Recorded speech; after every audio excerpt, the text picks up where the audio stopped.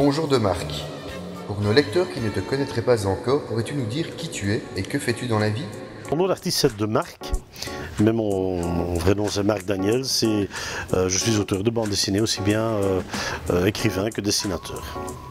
Tu es le dessinateur de Stam et Pilou aux éditions Standard, une collection publicitaire de la Poste. Pourrais-tu nous en parler un peu plus? Oui, c'est plus loin que publicitaire. C'était au départ pour inciter les jeunes à faire la collection des timbres poste, mais très vite ça a mené sa propre vie et on a quand même fait 25 albums, ce qui n'est pas rien. Je tiens quand même à préciser que je faisais cette série avec Rick de Wulf. On la faisait à 4 mains, donc on écrivait tous les deux et on dessinait tous les deux.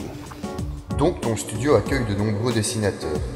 Comment s'organise un studio de dessinateurs justement? Pas trop dur à gérer les différents créateurs?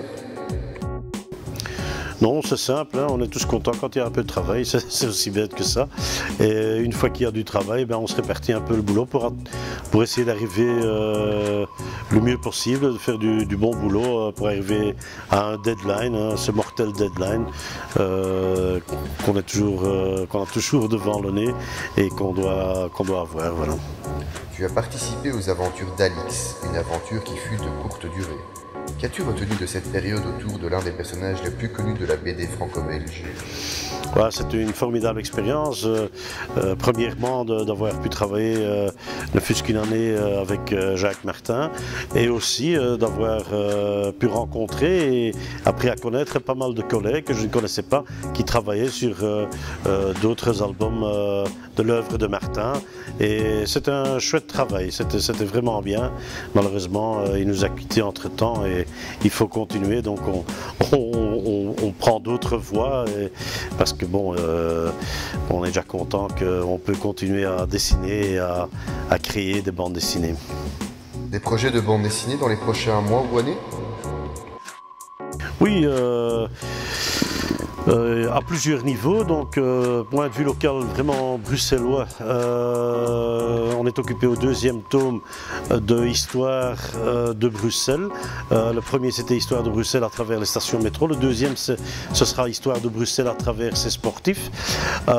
Puis plus large, au mois de septembre sort un deuxième tome de l'album autour des Diables Rouges, notre équipe nationale, dont le premier tome a été fait par Berkurovici et Lebrun aux éditions Joker et moi-même je ferai le deuxième tome avec Benoît Gosselin. Y a-t-il un dessinateur que tu as toujours admiré? Tibet. À quel âge as-tu produit ta première planche et sur quel thème? C'était un persiflage de Luc et Luc à 11-12 ans. Qu'as-tu fait de ta première paye en tant que dessinateur? Alors, on a fait la fête. Hein. Y a-t-il un thème que tu aimes à intégrer à chacune de tes œuvres? Comme tout le monde, un peu de cul. Hein. Si tu n'avais pas été dessinateur, vers quel métier te serais-tu dirigé? Vers scénariste-dessinateur. Le regrettes-tu maintenant?